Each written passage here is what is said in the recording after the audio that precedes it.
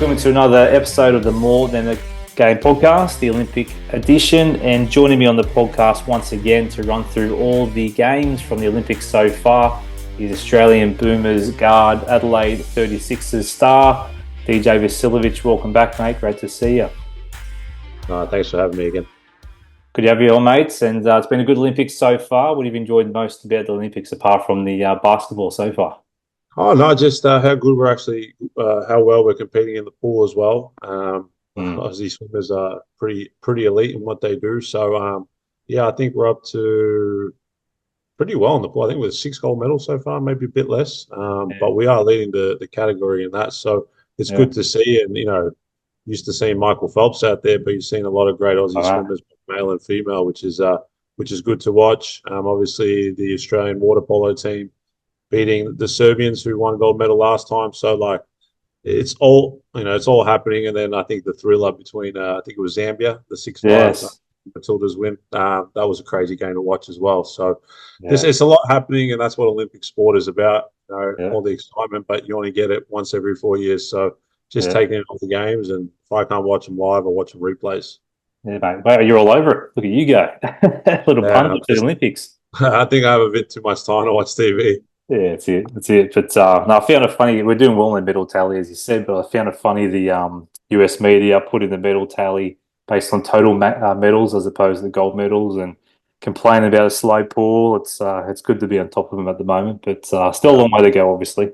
Yeah, I mean, they'll complain when they're on the bottom, but when they're on top, they'll cheer loud and proud. So exactly. I think we're a bit of a sore loser country. So again, it's not taking a shot at anyone, but I guess that's how people are, treated. But another interesting fact I saw was, you see how much Hong Kong gets paid for a gold medal? No, haven't seen that.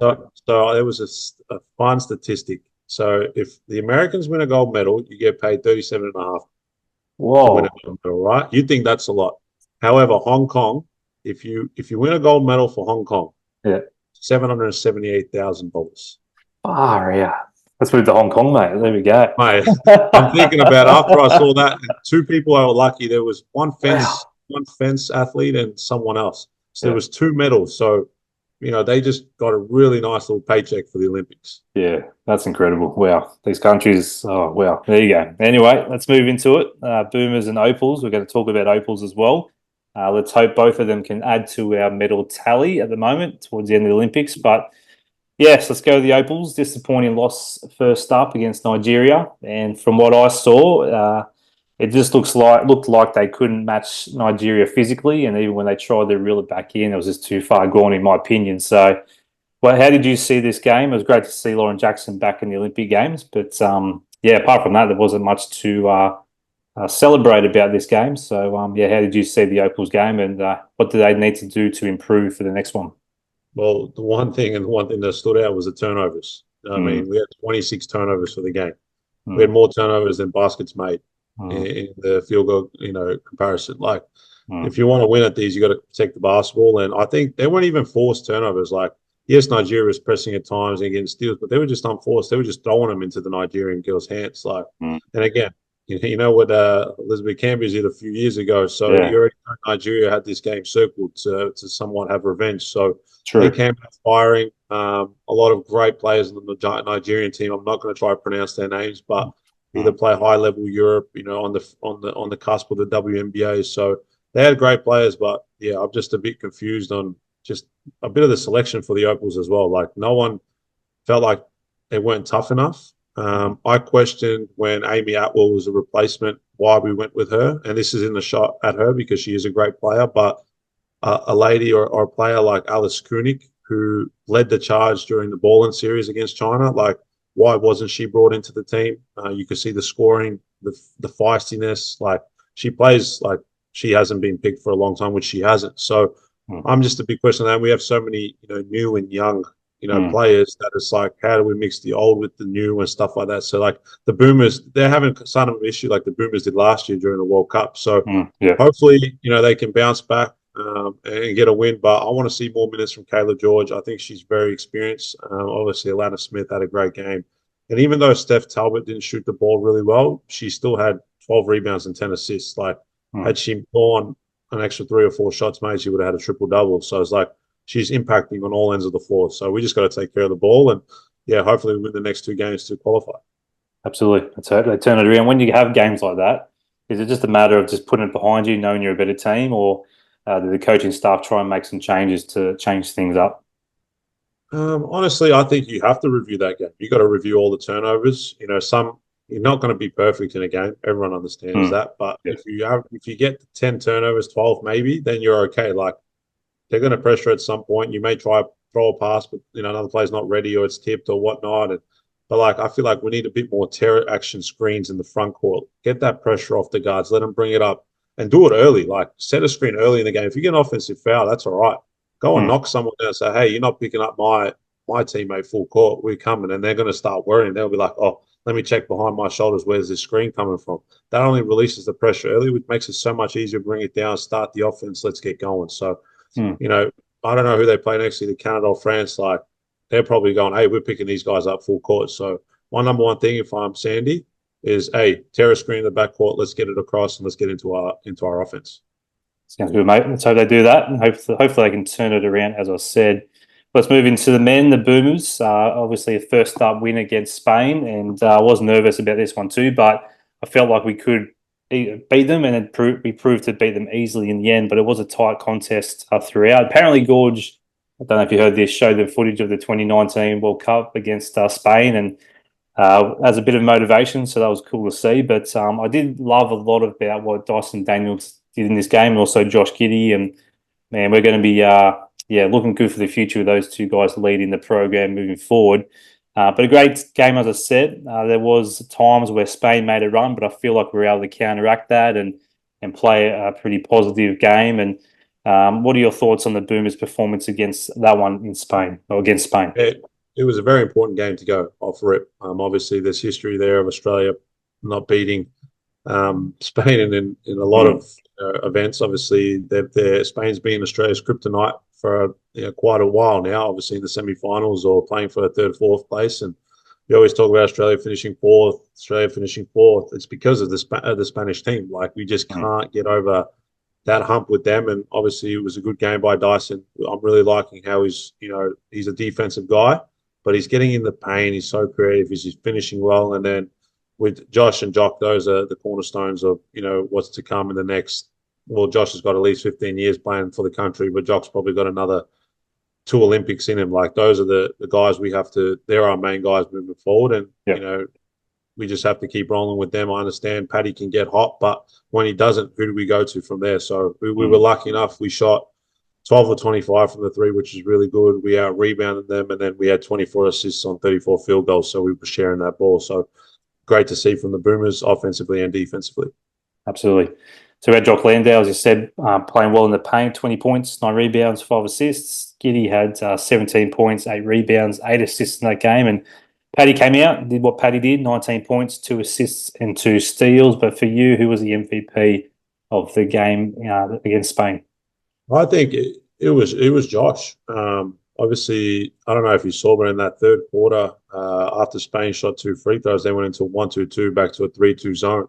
And off rip, it was bang, bang, Josh Giddey, 2 threes. And it's like, nah, we're out of it. We're out of this zone, which you don't see much from Josh, but he's shooting it with confidence. Like I've seen it in Melbourne because I was there for this past off season, but he's worked on it. So just doing that. And then obviously Jock's right there as well. So those two, but Josh for sure. Yeah, absolutely. Well, I took that form into the next game. Let's go to that one. Very disappointing last night. I was pretty devastated. My wife saw the tears, and not really, but I was hoping we'd get across this one. I was really hoping to get out of this group undefeated, but it wasn't to be. 10-point win to Canada.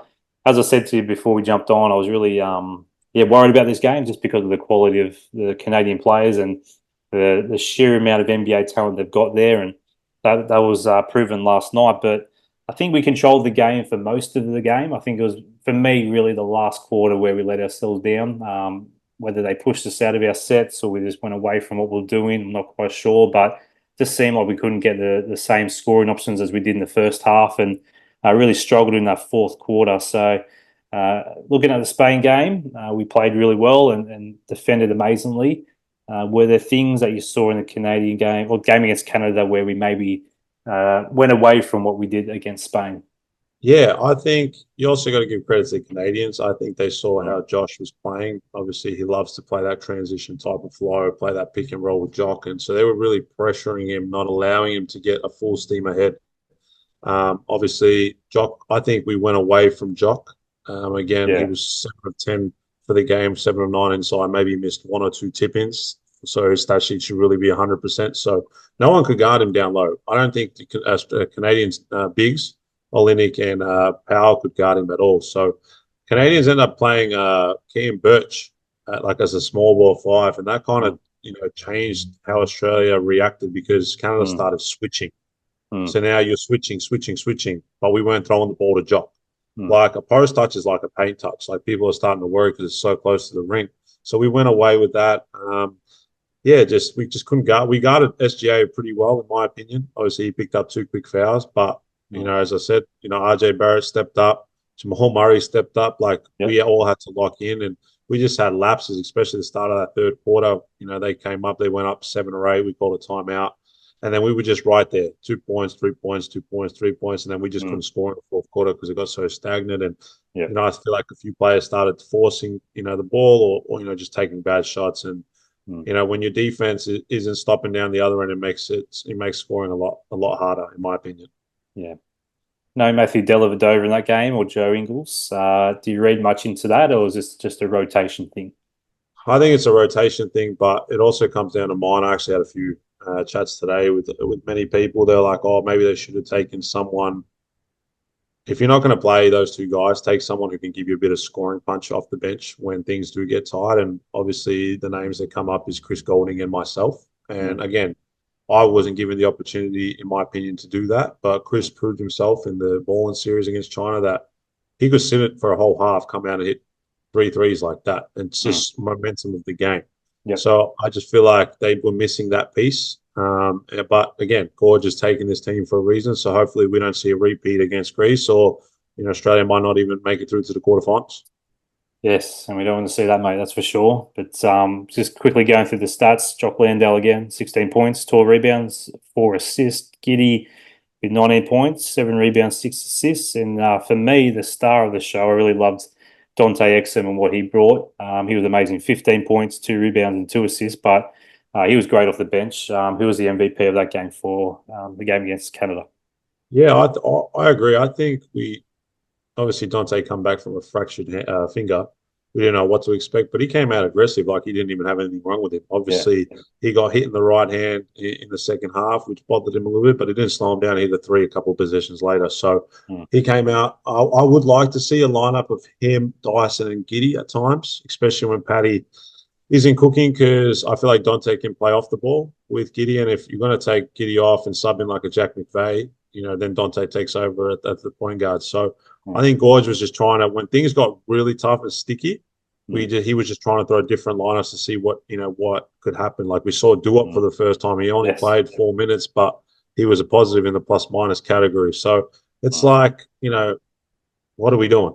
Like what Mm. lineup? Everyone's starting to question what lineup do we actually finish with, or what lineup do we go to when things get tough? So I bet the coaches sat down, had a long discussion of, how do we, go into Greece knowing if things do get tough, who do we go to? So Mm. hopefully they can figure it out quickly, because we got a game in another like 48 hours to get going. We do indeed. And before we come to that game, just touching on Jack McVeigh, you mentioned him. Uh, Unbelievable what he's been able to do in the last 12 to 18 months. Win the championship with the Tasmanian Jack Jumpers, making the Boomer squad, and he's actually contributing so well. And last night he just hit some crucial threes as well. You played a fair bit of basketball against him in the NBL level. Did you see this coming? Has he shown glimpses of what he's capable of now? Because I don't feel like he was a solid player in the NBL, but in the last 12 to 18 months, as I said, he's just turned the corner in my opinion. So Yeah, it's just the confidence thing, I guess. Every athlete understands that if you continue to work and work, it doesn't happen just like that. Like you got to mm, keep working, and I think it's starting to click for him. What I would like to see him is just take a bit more time. Obviously, just I think he can be a great spot up shooter for this team, and he's done that. But sometimes he puts it on the floor and turns it over a bit, or gets blocked. Like you have to understand, this is FIBA basketball. They get away with a lot of things. So if yeah, he can contribute and continue to just knock shots down, create the space and stuff like that, he's going to have a long, long career, not only at like the FIBA level, but I think he can stay in the NBA moving forward. Yeah, let's hope so. He played really well last night again. Well, let's look at Greece. They're coming up, and as you said, if we lose by 3, it'll be a tough one to not go through the knockout stages. But if they win by 3, we're out by the looks of things. But what do we need to improve on when we come up against Greece? Yeah, so it's a crazy stat. Obviously, if Greece were to beat Australia by 10 plus points, like Spain would then have to win. But if Canada wins, then Greece only needs to win by 3. So this is how much percentage actually matters. And you've seen it in all games how people finish off till the final buzzer. Like here in the NBL, we don't really go off percentage when we should. Like we just hold the ball last 10 seconds out of respect. But in the Olympics, not. Like you saw, like Dylan Brooks's 3 last night with 8 seconds. Like that's a big thing for Australia. Like you see the whole bench go no, like stuff like that. So it'll be interesting. Obviously, Greece is a one-man wrecking ball, and that's Giannis. Like how do we stop Giannis is the real question. I think Nick Cave will start on him, but you're going to have to throw different bodies. I even think Dyson gets a crack at him, even though he's a lot stronger than Dyson. But I think Dyson's a lot quicker. And then elbows and blocks, like make someone else beat you. Greece hasn't been shooting the ball that well. So I think if you get kickouts and they start missing, they play right into Australia's hands, but you also then they got to defend you as well. So you can go against, a couple of the Greek guards who don't like to defend as well. Talking about trying to stop Giannis, do you think Delhi gets a shot at him? The kind of defender that Delhi is, does he get a shot at trying to stop him as well, do you think? Or I'd like to see Joe Ingles have a crack at him just for a few minutes because I feel like he can play a real strong mental game with him. Yeah, true. Like 1 or 2 fouls, start chirping it up, then Giannis will probably retaliate. Then you never know what can happen. It starts playing like that. So maybe you get Delhi and Joe to play in his head, and then you allow Dyson or Nick Kay or Jack McVeigh or even a Will Magnay, just meet him at the 3. Like if he charges that, you just take a charge. Yeah. Like let him shoot a 3 because he doesn't shoot the ball too well either. So we'll see what the coaches come up with, but I'm tipping Australia in this one. Let's hope so, mate. So they tip off on 9:30 Australian Eastern Standard Time, Friday the 2nd of August against Greece. Let's hope the Boomers and the Opals can turn things around. DJ, it's been a pleasure. Thanks again for joining us on the More Than the Game podcast. Appreciate it.